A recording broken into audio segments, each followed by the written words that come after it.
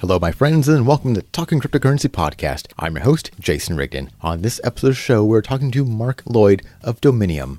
Dominium is building the world's first global property platform on the blockchain. But before we get to the interview, I've got the following quick message. Hello, if you like this episode and you want to hear more like it, please make sure you subscribe to the podcast. That way you'll get every single episode. The Talking Cryptocurrency podcast is available on all podcast clients. You can subscribe to the show on Apple Podcasts, Google Podcasts, Pocket Cast, Stitcher, Spotify, or wherever else you listen to podcasts. And if podcasts aren't your thing, I publish video versions of these interviews on YouTube and DTube, so you can subscribe there too. All the links to all that stuff is going to be in the show notes. So please, if you want to hear more of this show, subscribe.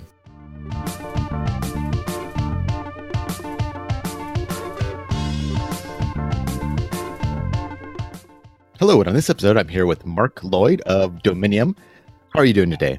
Fantastic, Jason. Good to be on board.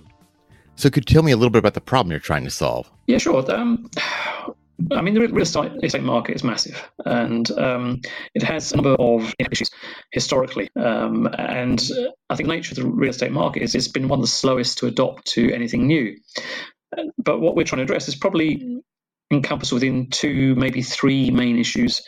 If we look initially at the residential market, what we're aiming to do here is create transparency, quite simply. So perhaps easier to explain if I give you an example.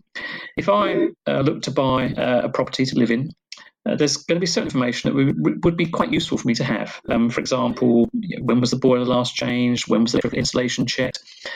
The windows, do they have any kind of guarantees? And whilst the best will in the world, people should have this information, practicalities dictate they don't.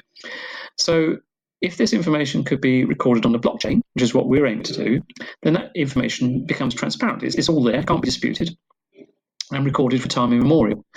But outside of that, we want to look at the whole sales, buying, rental process as well, so that anything related to the sales process can be also transparent. And by this I mean, for example, if you've got an agent involved that's responsible for advertising and selling the property, agent's job is to sell the property, and they often create, I can't think of the correct word just now, but let's say there are offers out there that may not necessarily exist. Whereas if they're recorded on the blockchain, there's no dispute again. Similarly, on the rental side of things, as far as an investor is concerned, then you can see immediately the rental contract, any particular rental amount, offers that have been made. So we're creating a transparent system. And if I can relate perhaps to the market in the UK, where a property transaction buying can take quite some time, delays are caused by solicitors. If we can take out of the chain some of those problems, which is solicitors, agents, not wholly, but for the most part of the simple part of the transactions which can be recorded on the blockchain, and reduce timescales as well. If we look at the investor market and the property funds, then what we're looking to create is a standardized documentation so that if someone is looking to raise funds in a particular jurisdiction, and initially we're concentrating in Europe, UK, Netherlands, and Germany, then we will have an umbrella license for those jurisdictions whereby a company that's looking to raise funds doesn't have to go through the regulatory hurdles that we've already been through. So they can immediately plug into our system and look to raise funds in a quarter of the time than otherwise would have been the case. Are you using one of the existing blockchains, or are you going to be making your own? So we're taking a child chain on the Odor platform, which is linked to the next platform, and chose Ardor really for a number of different reasons, but that's the platform we're using. And how will people be interfacing with this? Will it be like an app or more of a website? Yeah, so we've already got a website. Website's up and running. It has been now for some time. It's still in beta phase. I mean, we have a lot of people that are linked into our platform now. I think it's something like nearly 30,000 users, over 150 countries. So a lot of them are helping us test it to quite a good degree. So yeah, that's initially where they will be able to interface with us. And what have been some of the reactions of the local governments? Have they been cooperative with this?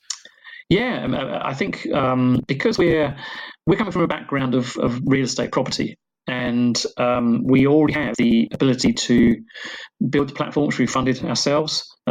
We have real life things that we're putting on the platform. Our own properties within Munter Immobilien and Max Property Group will be, or in the process of being uploaded to the Dominium platform. So it's our own real estate that's going to be a test case. And that's already started, in fact. I mean, we've already uploaded a portfolio from the Netherlands, which is now sitting on the blockchain. The rest of the Max Property Group portfolio will follow. That's several million euros without having gone to the market. Okay. And how have some of the real estate agents reacted? Well, I think the real estate agents are still fairly new, so that part of the project will obviously take some time to integrate into the market. And there will still be a place for real estate agents, I think, down the road. So for them, it's more of a, we're new on the block, we're disrupting a few things. They see us as, let's see what happens. But there's no doubt our plans are that we will affect agents, certainly to a degree. And but we don't want to alienate them. We want to bring them on board with us, help them see the opportunity, the future of where real estate is going. Because estate agency or real estate agency, because you call them the States, is an area that is going to be affected by the way the market is going. So when some of the challenges of developing this project? Some of the challenges. Well, as always, software is always an issue, but we're getting around that. I think the biggest challenge really is regulatory, because parts of the real estate industry are regulated.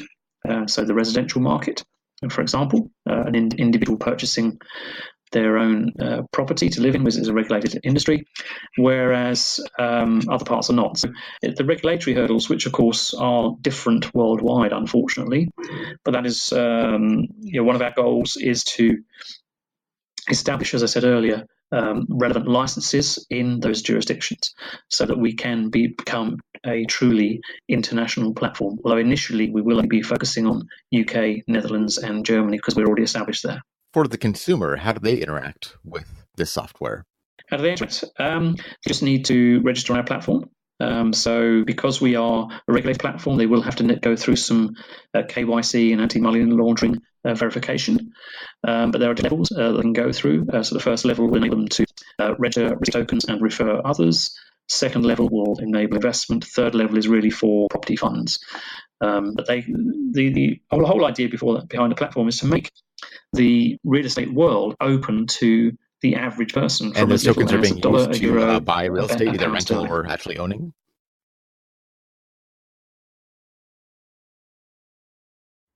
Well, we've got utility tokens. So they're for transacting platform, and that will enable you to list a property, whether that's for buying or for selling, and also for rental purposes. So there are a number of different transactions on the platform, which is what the utility tokens are for. The security tokens will be more relevant to when real estate is being uploaded by a third party, let's say a property fund. Then potentially security tokens can be issued against that fund. Investors kind of invest in real estate somewhat similar to the way REITs work?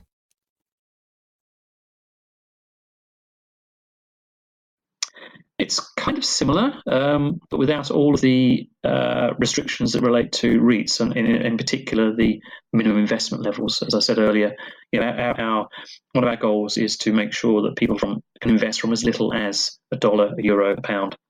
REITs generally have a minimum investment level, whether that's $5,000, $10,000, $20,000 before they can actually start. So that kind of limits the market to those that have access to that kind of funds. We want to make it available to the average person in the street.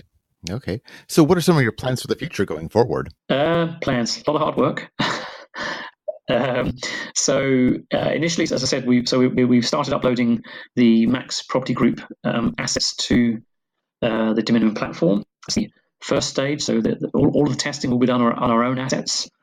But the fundraise will enable us to invest in more assets which will feed the platform. So the platform, unlike many others that are out there, will become self-financing because of the way we structured it, because there will be real estate assets essentially backing the platform. So the rental income will help finance development. I know it's quite a large project. It's hard to cover it all. Interesting. Yeah, these real estate blockchain projects are very interesting. Is there anything that maybe I should have asked you that I missed? It's a very large project. I mean, we're talking over $200 trillion, so it's bigger than all the Bitcoin, gold, silver in the world. I think, we are probably the first that's tried to do what we're doing. So there are going to be, I'm sure, some teething problems, some issues that we're going to experience as and when we start to progress things further. But our anticipation is that into Q2, Q3 2019 is when we will have third-party funds uploaded onto the platform. So property funds that are looking, or existing property funds that are already out there that want to go onto the Dominion platform, and then it will only grow from there. We're very excited about the project, and we invested our own funds to get the project moving. So we didn't rely on any pre-ICO or ICO to get the project moving. We've already done that. So I think we're well placed to take advantage of this worldwide market, which is absolutely huge. Yeah, I often talk to people doing their ICOs, and they have a big problem of just raising the funds. So if you already were able to get a project kind of moving on your own, that gives you a much bigger advantage. Absolutely. We're all real estate investors, and so we already have our own portfolios. Prior to starting the project, we invested our own money to get it started, several €100,000 to actually start building the platform, and that's why we're at where we're at today. Still in beta testing, because these things take time to develop. But we've not had to rely on external sources to make it get it moving. The external money, which we literally launched the pre-ITO round today, is there to help us expand the platform and make it self-sufficient. Well, thank you so much for coming on the show today. It was, like I said, I'm very interested in all these real estate blockchain programs, because it just seems like such a natural fit. You would think so. Why hasn't someone done it before? So we're open to the challenge. All right. Thank you. No worries. Thanks, Jason. Thanks, Mark, for coming on the show. If you want to learn more about Dominium, check out the show notes. I've got all the links right down there. You've been listening to the Talking Cryptocurrency podcast. My name is Jason Rigden, and I have been your host. Thanks for listening to the show. If you liked it, would you please consider giving us a rating and a review on iTunes? I look forward to talking to you again soon. Have a great day.